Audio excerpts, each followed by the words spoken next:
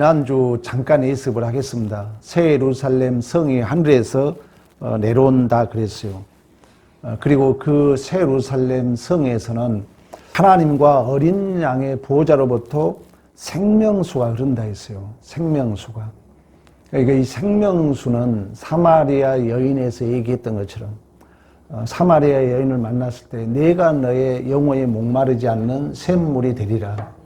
그러니까 사마리아 여인은 남편이 6명 있다 그랬잖아요. 그러니까 세상 남편과 짝했는데 그 목마른 갈증을 해결할 수 없어요. 오직 예수만이. 그래서 생명수 대신 예수. 그리고 요한복음에서 다시금 다 내게로 오라.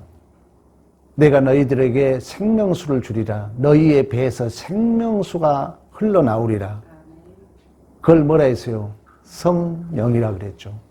그러니까 신적 확증으로 성령이 내 안에서, 그러니까 내 안에서 예수가 증언된 게 쉽게 말하면 생명수예요. 그 생명수 역할을 성령이 내 안에서 신적 보증으로 역사하신 줄로 믿습니다. 근데 그 생명수가 좌우에, 강 좌우에는 생명나무가 있는데 열매를 맺고 그 잎사귀가, 그 생명수에서 자란 그 나무의 잎사귀가 만국을 치료한다는 거예요. 그러니까 죄와 사망 모든 것을 치료할 자는 진정한 생명수 대신 예수 그리스도밖에 없는 줄로 믿습니다. 근데 그 새 예루살렘은 거룩한 성이라 그랬어요. 천국에 갔더니 성전이 보이지 않더라 그랬잖아요. 성전이 없다는 얘기가 아니에요. 보이지 않다 그랬어요. 보이지 않다는 건 있다는 거죠. 그러나 그 성은 전능하신 하나님과 예수 그리스도라 그랬잖아요. 어린 양이 성전이라 그랬다는 거예요. 그러니까 그 성전은 고린도전서에 또 다시 설명해 주죠. 예수가 함께한 우리가 성전이라 그러잖아요. 그러니까 천국을 얘기할 때 가장 중요한 것은 장소적 개념이 아니라 누가 사냐가 중요하다는 거예요. 교회도 마찬가지죠. 아무리 아름다운 교회, 큰 교회가 무슨 필요가 있겠습니까? 거기 사는 자가 중요하다는 거죠. 거기에 성경은 여전히 관점을 두고 있다는 사실입니다. 근데 이러한 교회는 새 예루살렘은 주님의 얼굴을 본다 그랬어요. 이제 우리는 얼굴과 얼굴을 맞댈 거예요. 천국에 가면은. 근데 이 하나님 나라는 바실레시아, 통치의 개념이라는 거예요. 그리고 그 하나님 나라는 이미 시작된 걸로 보기 때문에 지금 우리의 존재를 통하여 하나님의 얼굴을 보여줘야 될 줄로 믿습니다. 그래서 여러분 얼굴 표정이 중요해요. 여러분 모습 속에 하나님이 읽혀져야 된다는 거예요. 그리고 그곳은 밤이 없고 등불과 햇빛이 필요 없는 하나님의 영광이 빛이 된다 그랬어요. 그러니까 하나님의 아는 영광을 우리의 마음에 비췄다 그러잖아요. 고린도후서에. 그러니까 이제 우리 존재를 통하여 하나님의 그 영광의 빛을 드러내는 세세토록 왕 노릇한다 그랬잖아요. 그러니까 왕 노릇이라는 것은 하나님이 그러한 빛된 영광의 통치를 해 가는데 우리의 존재를 통하여 그러한 모습이 세세토록, 물론 이제 천국에 가면 완성되겠지만 이 천국은 통치의 개념으로 이미 예수의 초림으로 시작된 걸로 보기 때문에 지금 이 땅에서도 우리는 그 하나님의 영광의 빛을 드러내야 할 책임, 가치, 복이 우리 교회에 있는 줄로 믿습니다. 자, 6절. 이 말은 신실하고 참되다. 이 말은 반드시 이루어진다는 의미에서 신실하다, 참되다. 지금도 이루어지고 있잖아요. 여러분 마음속에 하나님이 내조하고 양자의 영을 주셔서 아버지라고 고백하고 우리의 존재에 그 하나님의 영광이 드러나고 오늘 강사님 기도했잖아요. 우리의 제일 되는 목적이 하나님을 영화롭게 한다는 거예요. 영광이라는 건 독사독해요. 나타난 거예요. 보여지는 거예요. 생각나는 거예요.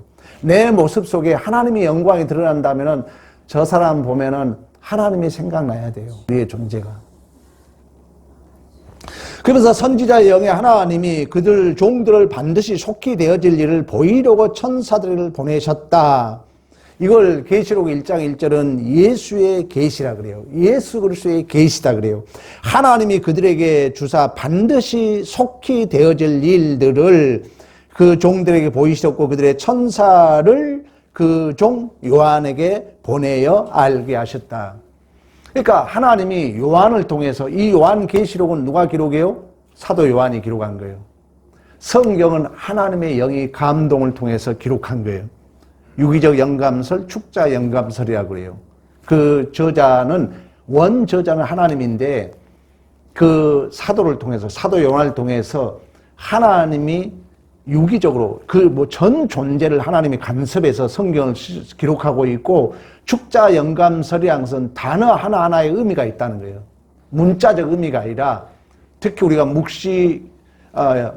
묵시문학적 관점으로 해석한다 그랬잖아요. 다시 말하면 천국은 장소적으로 완료되지 않았잖아요. 그래서 그 시간과 공간의 개념이 없는 천국을 이 땅에 있는 단어도 우리에게 기록하고 있다는 거예요. 그래서 여러분들이 성경을 잘 들으면 성령이 우리에게 조명을 해줘요. 성령이. 그래서 오늘 본문에 계속 반드시 속히 되어질 일, 이 반드시 속히 되어질 일은 하나님 나라 완성이에요. 우리의 구원이에요. 근데 그 모든 것을 최종적으로 계시한 자가 누구라 그랬어요? 예수 그리스도라는 것입니다. 그러니까 하나님 나라가 이루어졌다 그랬잖아요. 그러면 어떻게 이루어졌냐고 묻는다면 통치 개념이라는 거예요. 그러면 지금도 하나님의 나라는 그래서 장소 개념이 아니에요. 어디를 가나 그곳이 하나님 나라인 줄로 믿습니다. 왜? 하나님이 내 안에 나를 다스리고 있기 때문에. 그래서 이루어졌고 이루어지고 있는 거예요. 그래서 모든 삶의 정황에 우리는 명예롭고 복 있는 기회인 거예요. 왜? 하나님은 시간적, 공간적 개념이 없는 하나님이신데 그 하나님의 뜻을 내 안에 구체화하기 위하여, 그 하나님의 최종적 뜻의 완성자는 누구라고 했어요? 예수야. 그러니까 내 안에 예수의 충만을 채워가기 위하여 명예롭고 복 있는 기회로 그 시간을 줬다는 거예요. 그 속상한 일도 줬다는 거예요. 그래서 우리 믿는 자들은 모든 게 은혜인 줄로 믿습니다. 나를 위해서 지금 이루어졌고 이루어지고 있고 이루어질 줄로 믿습니다. 그래서 반드시 속히 되어질 일, 6절, 7절에 내가 속히 오리라. 내가 속히 오리라. 내가 진실로 속히 오리라. 20절에도 얘기하죠. 속히 되어질 일인데 내가 오리라, 내가 오리라. 누구에게 한다는 거예요? 예수에게 하고 있다는 거예요. 예수가 와야 천국이 이루어지니까. 근데 그 예수가 뭐로 내 안에 와 계신다고요? 성령으로 와 계신다는 거예요. 영생이 예수야. 구원이 예수야. 복이 예수야. 예수를 알아야 돼요. 그래서 이 속히라는 것은 갑자기 반드시 타키스라고 그래요. 그러니까 시간적 의미가 아니라 우리 이미 공부했잖아요. 몇 월 며칠 날 온다는 게 중요하지 않다는 거예요. 그것은 이단 사입이야. 몇 월 며칠 날 온다고 지정한 그 교단은 이단이라고요. 사입이라고요. 우리는 몇 월 며칠이 온다가 중요하지 않아요. 반드시 온다는 거예요. 그러나 그 날을 모르기 때문에 우리는 긴장관계에 있는 거예요. 내일 올지 모르는 거예요. 그래서 오늘 최선을 다하는 거예요. 그래서 이 속히 온다는 것은 그런 날짜적 개념이 아니라 반복되거나 취소됨이 없이 반드시 그날은 올 줄로 믿습니다. 근데 그 반드시 반복되거나 취소되지 없이 반드시 이루어질 일이 우리 이미 공부했잖아요. 예수를 통하여. 예수를 통하여. 베드로 전서 1장 19절 20절 창세 전부터 미리 알리신 바 되신이나, 창세 전부터 하나님은 이미 묵시 관점에서 있었다 그랬잖아요. 이 말세에 너희를 위하여 나타내신 바 되었다. 누구를 통하여? 예수를 통하여. 그러니까 이 하나님의 될 일은 예수를 통하여, 십자가를 통하여 성취되었고 완성되고 있는 줄로 믿습니다. 그래서 우리의 시간 모든 게 은혜라는 거예요. 그러면 그 완성되기 위한 우리의 영적 양식이 예수에 대해서, 오실 예수에 대해서 기록하고 있고 오신 예수에 대해서 얘기하고 있고, 그 모든 것을 이제 성문화시키는 게 말씀이라는 거예요. 그래서 이 두루마리, 이 말씀을 지키는 자가 복 있는 자이며 말씀을 듣는 자가 믿음이 성장한 줄로 믿습니다. 그래서 7절 보라, 내가 속히 오리니. 지금 누구에게 한다고요? 예수에게 하고 있잖아요. 내가 온다. 7절, 12절, 20절 내가 오리라. 속히 될 일인데 내가 온다는 거예요. 내가. 예수가 온다는 거예요. 그러나 믿음이 없는 자들은 11절 봅니다. 믿음이 없는 자들은 속히 온다는 것은 반드시 온다는 거예요. 그러니까 믿음이 없는 자는 이런 긴장감이 없어요. 그래서 11절 뭐라 합니까? 불의한 행하는 자는 그대로 불의를 행하고 더러운 자는 그대로 더럽고 개들과 15절 점술가들과 음행하는 자들과 살인하는 자들과 우상 숭배자들과 거짓말을 좋아하며 지어내는 자. 거짓말을 정의해 줄게요. 우리는 거짓말을 할 수 있어요, 없어요? 있어요. 잘 들으세요. 하나님의 영광을 위해서 야, 너 그러면 하나님이 벌 줄 거야. 이제 듣는 자에게 은혜롭게 얘기해야죠. 그러나 하나님 편을 들어야 돼요. 근데 하나님과 멀어지게 하고 교회와 멀어지게 하고 하나님 말씀과 멀어지게 한 건 그 거짓말은 용서받지 못한다는 거예요. 기생 라합이 거짓말 하잖아요. 왜? 2명을 숨겨놓고 저리 갔다 그러잖아요. 저도 이걸 주석을 보고 배운 얘기예요. 우리는 거짓말 안 할 수가 없어요. 그러나 거짓말도 바르게 해야 돼요. 하나님의 영광을 위하여, 하나님의 편을 위하여. 그건 용서받아요. 그러나 거짓말을 지어내가지고 하나님과 멀어지게 하고 교회와 멀어지게 하고 말씀과 멀어지게 하고 오늘 본문적으로 본다면은 벌 받는다는 거예요. 조심해야 여러분 이걸 저도 주석을 보고 한 얘기니까 참고하시면 좋을 것 같습니다. 18절 만일 누구든지 이 두루마리 예언의 말씀 외에 더하거나 지하여 버리면 하나님이 이 두루마리에 기록된 재앙들을 그에게 더하실 것이요. 19절 이 두루마리에 기록된 생명나무와 및 거룩한 성의 참회함을 제하여 버리시리라. 그러니까 이 속히 되어질 일, 반복되거나 취소될 수 없는 일이 어디에 기록되어 있다고요? 두루마리에 기록되어 있다는 거예요. 하나님의 말씀에 기록되어 있다는 거예요. 그러니까 이 말씀을 거역한 자는 용서를 못 받는 거죠. 말씀을 거역한 자는 떠내려갈 수밖에 없어요. 그러면 이제 이 말씀을 오늘 우리 안에 누가 역사해요? 성령이 조명해줘요. 설교를 듣고자 하면 성령이 조명을 해줍니다. 다시 얘기하지만 성령 충만함은 방언받고 귀신 쫓아내는 게 성령 충만이 아니에요. 성령 충만함은 뭐냐? 그 시간을 분별하는 거예요. 성령 충만함은 원어적 해석을 해보면 지배받다거든요. 성령의 지배받는 거예요. 그러려면 그 시간을 분별하라는 거예요. 그 시간에 주의 뜻을 분별하는 거예요. 그리고 그 시간을 아끼는 거예요. 그리고 술 취하지 말라 그래요. 술 취하지 말라는 다른 생각에 내가 빼앗기지 말라는 거예요. 말씀을 들으려고 하라는 거예요. 그때 우리는 성령의 온전히 지배를 받는 줄로 믿습니다.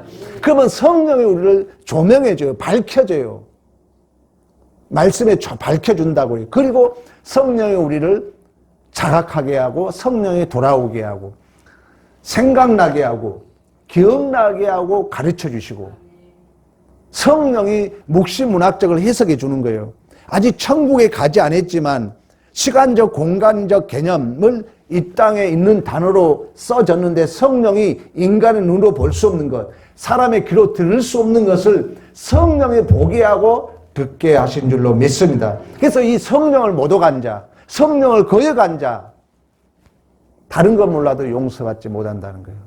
왜? 성령이 일을 하기 때문에. 그러나 믿음이 이처럼 있는 자들은 11절에 그런 얘기를 해요. 의로운 자다. 의로운 자는 그대로 의를 행하고 거룩한 자기는 그대로 거룩한다. 14절 자기 두루마기를 빠는 자는, 이 말은 뭐냐면 7장 14절에 그걸 해석해 줬어요. 예수의 피를 의지하여 자기 죄를 씻어 속죄함을 받는 자 복이 있다.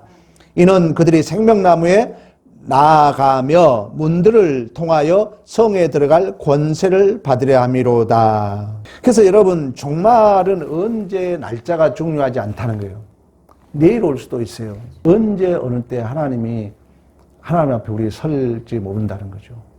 그래서 우리는 항상 계시록의 마지막이 뭡니까?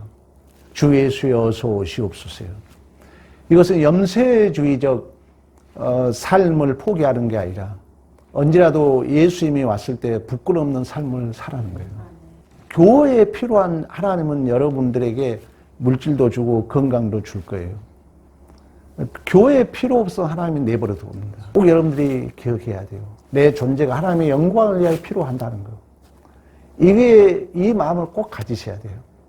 그래서 여러분 표정 하나 말 한마디가 하나님 앞에 영광이 돼야지, 이런 마음을 가지면 하나님이 하나님의 영광을 위해서 우리를 쓰시죠. 그러나 우리의 종말이라는 것은 두 가지로 나눈다 그랬잖아요. 개인적 종말과 역사적 종말로 나눈다 그랬어요. 개인적 종말은 우리 다 싫어하는 우리의 죽음이에요. 역사적 종말은 예수의 재림이에요. 근데 이 개인적 종말이 역사적 종말을 계시해 주는 거예요. 그러면 이 종말의 징조는 뭐냐? 전쟁이에요. 우크라이나 여러분 기독교인이 없으니까 있잖아요. 그걸 또 군대 가야 돼요. 근데 포탄이 떨어지면 죽는 거예요. 종말의 징조예요. 기근, 그리고 지진이에요. 지진이 일어나면 기독교인은 안 죽습니까? 죽는 거예요. 갑자기 일어난 그 우리의 종말의 징조를 보여주고 있는 거예요. 우리 믿는 자들은 긴장 관계 속에서 언제라도 내가 주님 앞에 서리, 이게 신앙 생활이라는 거예요. 지금 계시록의 마지막이에요. 가장 중요한 게 여러분. 그러니까 속히 되어질 예수.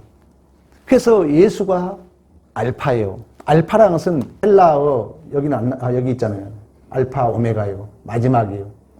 시작이고 끝이 예수라는 거예요. 그래서 계시록 1장 17절 18절로 그런 얘기예요. 나는 처음이요 마지막이니 곧 살아있는 자라 세세토록 살아있어 사망과 음부의 열쇠를 가졌다. 그리고 구원을 받을 만한 다른 이름을 준 적이 없어요. 예수를 알아야 돼요. 예수만이 구원이 있는 거예요. 어제 속상한 일이 있었어요. 예수를 알면 구원을 받는다는 얘기는 우리 예수님이 십자가에 당하셨던 그 내용을 모르면 구원이 없어요.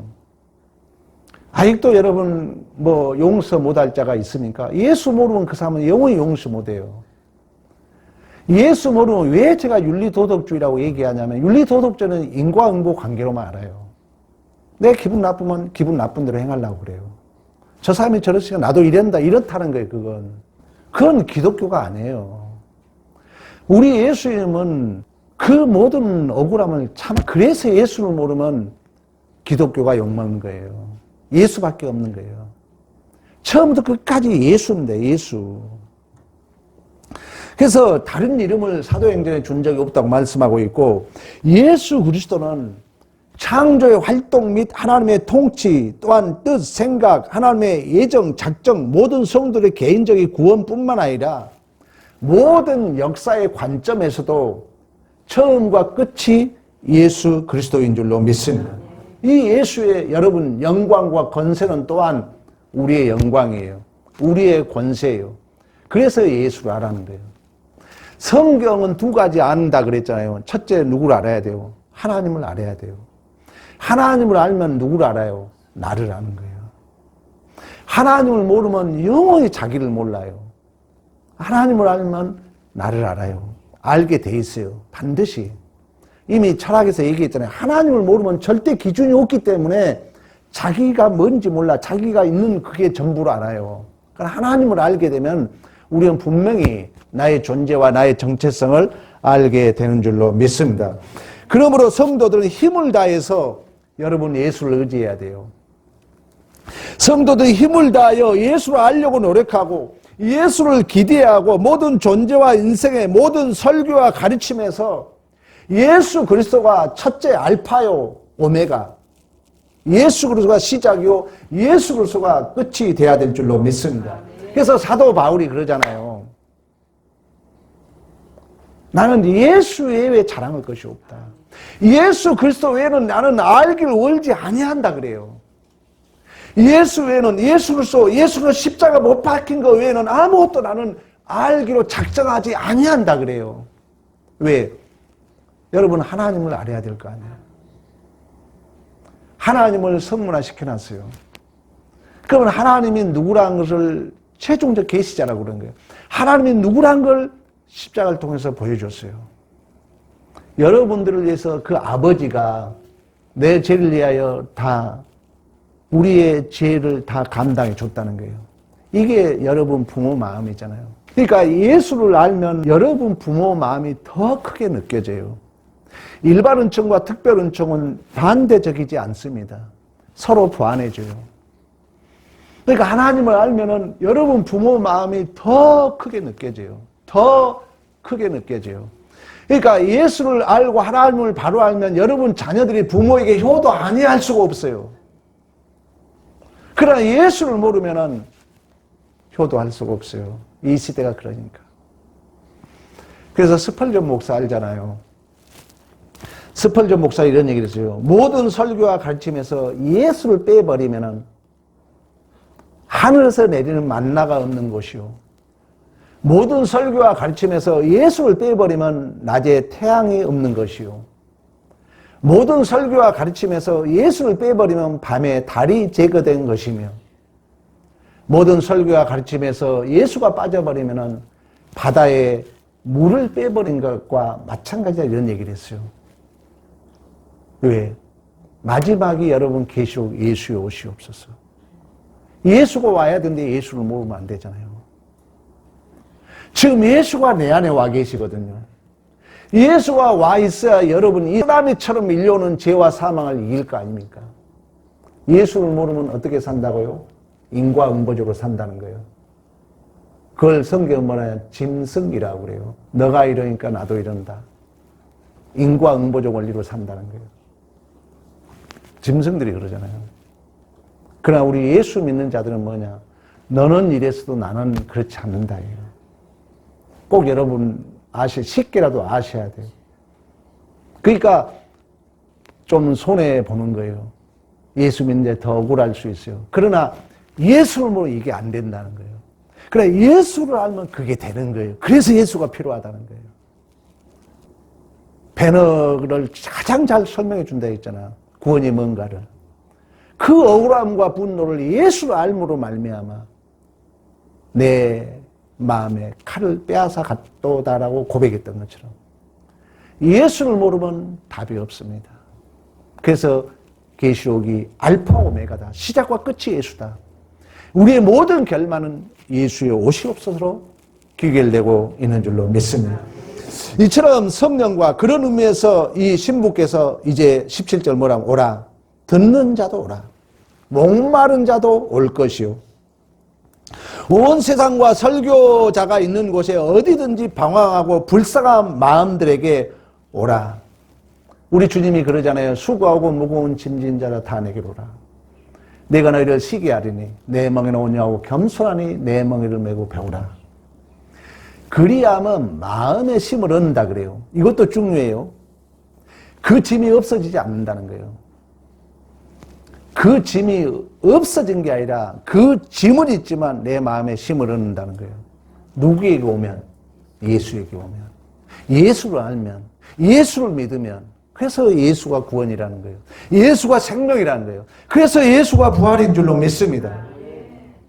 여러분, 예수 앞에 올 때는 좋은 느낌이나 좋은 소원 혹은 선한 행실을 가져올 필요가 없어요. 오늘 여러분 어쩌는 마음 가지고 왔어요? 마음을 여세요. 설교를 듣고자 하세요. 예수를 영접하세요. 우리 주님은 우리의 제사보다도 상한 심령을 원하신 줄로 믿습니다. 솔로몬이 성전을 짓고 1,000번제를 드려요. 1,000번제도 여러분 잘 이해하셔야 돼요. 1,000번 드렸다가 아니라 1,000가지를 드렸다는 거예요. 그랬더니 하나님이 너무 감동받아서 솔로몬아 내 소원이 뭐냐 물어요. 그때 솔로몬이 뭐라면 주님 나는 어린아이입니다. 듣는 마음을 달라고 그래요. 그래서 우리 주님이 내 마음에 들었다 그래요. 그러니까 여러분 하나님 앞에 내가 했다가 아니에요. 하나님 앞에 여러분이 뭘 막 정성스럽게 뭘 드린다가 아니에요. 하나님 앞에 내 마음을 열면 돼요. 하나님이 하세요. 근데 내 마음을 닫아서 못하는 거지. 여러분이 벌써 인과응보자 원리로 여러분이 여러분 마음을 닫고 있는 거예요. 그래서 우리 주님이 뭐라 합니까? 문 좀 열어라. 문을 열면 내가 너한테 들어가서 너는 나와 더불어 먹고 나는 너와 더불어 먹으라 그러거든요. 신앙의 방해자는 누구라고요? 내 자신이라는 거예요. 그래서 이제 하나님이 솔로몬에게 그 마음이 들어서 그 어린아이 같은 마음이 들어서 구하지도 않은 부와 영광도 주셨다 그래요. 그러면서 항상 내 마음이, 항상 내 눈길이, 항상 내 이름이 여기 있노라. 우리 안에 있는 줄로 믿습니다. 그래서 여러분, 우리 하나님이 우리를 초청하고 있어요. 와서 하나님께 아무 대가 없이 은혜와 선물로 주시는 여러분 모든 것을 은혜로 받는 거예요. 오늘 교회에 여러분 오셨잖아요. 마음을 열면 돼요. 그러면 성령의 은혜를 주실 거예요. 은혜를 받기 위하여 회개하지도 말아요. 믿음 가지고 올 생각도 하지 말아요. 그냥 와요. 그냥 오되 가장 중요한 건 뭐냐면 성령의 은혜를 주기 때문에 내가 회개해서 회개하는 게 아니에요. 내가 회개해서 여러분 회개되지 않습니다. 우리 공부했잖아요. 누가 한다 그랬어요? 성령이 하는 거예요. 그래서 설교를 듣는 마음이 중요해요. 솔로몬에게 그랬던 것처럼 주님의 뜻을 분별하고 시간을 아끼고 다른 생각, 설교 들을 때 여러분 막 들어오죠. 심판하고 싶고 설교 판단하고 싶고 그거 받지 마요. 그냥 마음 열어요. 마음 열으시라고요. 주의 뜻이 뭘까를 분별하라고요. 그러면 성령이 주시는 회개가 있는 거예요. 성령이 주신 믿음이 있습니다. 그거 선물로 받아서 가시기를 축원합니다. 억지로 받지 말라는 거예요. 억지로 내가 받으려고 하지 마요. 그냥 마음 열고 가만히 앉아 있으면은 성령이 다 합니다. 성령의 은혜를 통하여 성령의 조명을 받고 성령의 자각의 은혜를 받고 성령이 회개할 마음도 주고 성령이 믿음도 주실 줄로 믿습니다. 그런 의미에서 값없이 와라. 다 와라. 우리 주님이 우리를 초청하고 있는 줄로 믿습니다. 그러면서 이 말은 단지 성령과 신부가 죄인들에게 하는 외침뿐만 아니라 그 오심은, 그 선물은 예수 그리스도의 오심이라는 거예요. 주 예수의 오시옵소서로 계시록이 끝나고 있는 것처럼. 그래서 12절에 보라 내가 속히 오리니 내가 줄 상이 내게 있어 각 사람에게 그가 행한 대로 갚아주리라. 사도행전에 보면은 그런 얘기 있잖아요. 주님 때가 어디입니까? 물었을 때 대답이 뭡니까? 예수가 온다 그래요. 예수는 하늘로 가심을 본 그대로 오실 줄로 믿습니다. 그러니까 하나님의 참된 백성은 예수 그리스도의 오심이 가장 큰 소원이어야 돼요. 예수 그리스도 오심이 여러분 가장 간절한 기도가 돼야 돼요. 그 말은 뭐냐면은 예수가 내 안에 와 있거든요. 그래서 여러분의 소원이 예수. 예수 닮고 자면 달란트 비유도 주석가들은 예수로 얘기해요. 내가 예수를 만들기 위해 예수가 내 안에서 또 이윤을 남기도록 노력하라는 거예요. 그러면 더 큰 걸 준다는 거예요. 그 일에 참여한 자에게 더 충성된 일을 맡기실 줄로 믿습니다. 이처럼 여러분 우리는 예수를 간절히 기도해야 되고 예수를 간절히 소원해야 돼요. 근데 이게 우리가 잘 안 되잖아요. 그래서 우리를 돕는 자로 누가 와 계세요? 성령이 와 계시는 거예요. 성령이. 그래서 이 성령이 우리 안에서 우리의 연약함을 도와줘요. 성령이 우리의 기도를 할 바를 우리가 알지 못하지만 성령이 말할 수 없는 탄식으로 우리를 위하여 친히 간구해 주신 줄로 믿습니다. 성령을 의지하면 여러분 성령이 우리의 연약함을 아세요. 우리의 신음소리를 알아요. 살아계신 하나님을 여러분 반드시 경험해야 돼요. 살아계신 하나님을 경험하지 못하면 저한테 상담하세요. 성령을 의지하세요. 살아계신 하나님이 반드시 여러분의 존재의 인생을 간섭하고 계세요. 야, 나 여기 있잖아. 나 너 형편 알고 있잖아. 분명히 하나님은 보여줍니다.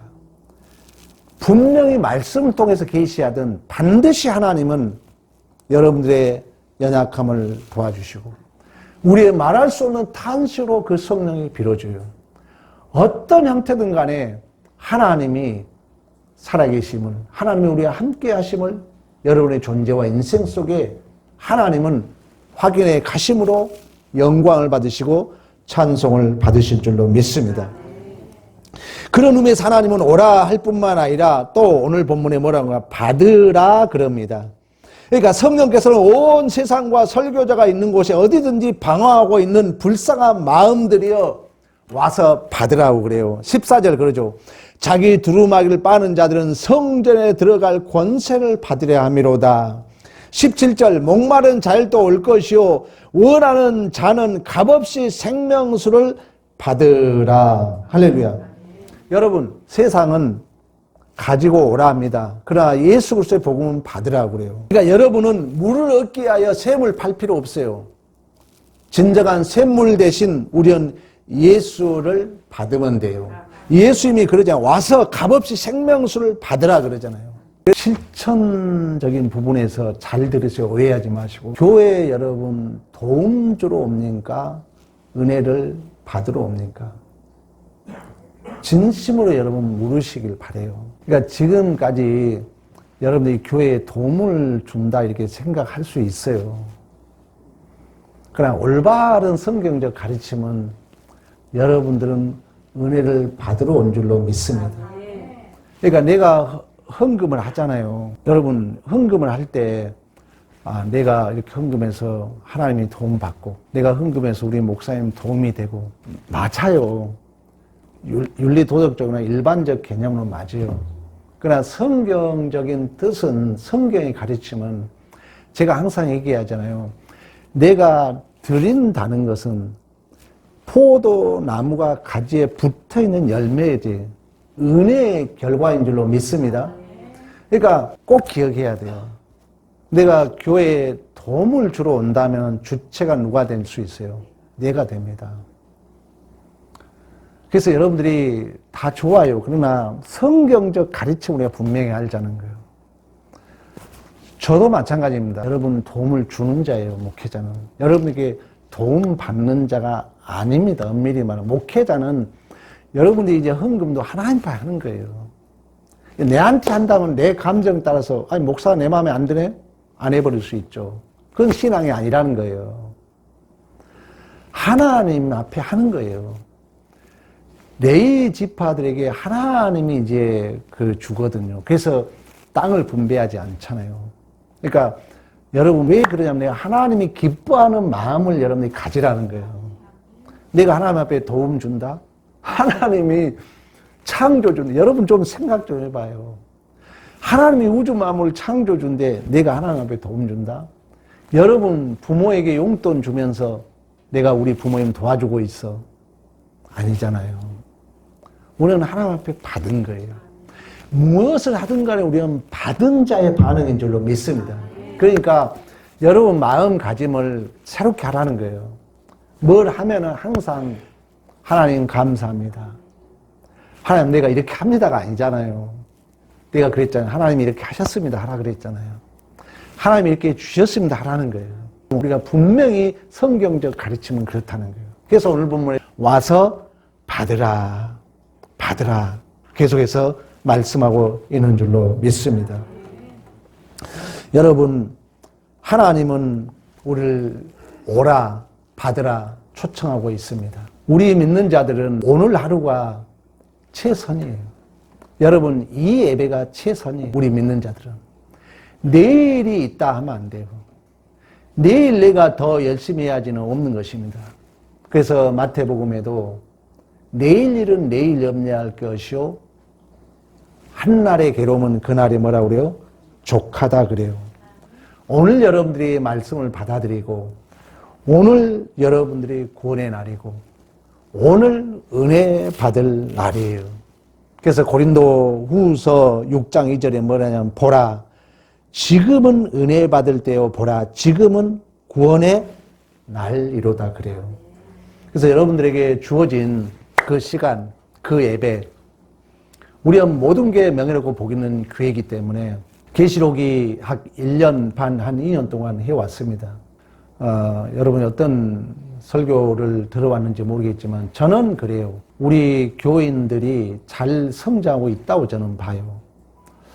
여러분들이 계시록을 마치면서 종말은 우리 시간적 개념, 이미 이루어졌고 이루어지고 있고 이루어질 것이라는 믿음, 그리고 가장 중요한 것은 내 자신이 예수 닮은 거라는 거예요. 저는 목회의 중심입니다. 누가 뭐라 해도 저의 목회의 중심은 우리 성도들에게 예수 충만 채워주는 거예요. 이 계시록이 우리를 초청하고 있고 그 초청의 대상은 예수 자신이라는 거예요. 그리하여 여러분들의 존재와 인생 속에 꼭 알파와 오메가, 모든 삶의 근거와 이유가 예수가 되는 믿음의 승리가 있기를 간절히 축원합니다.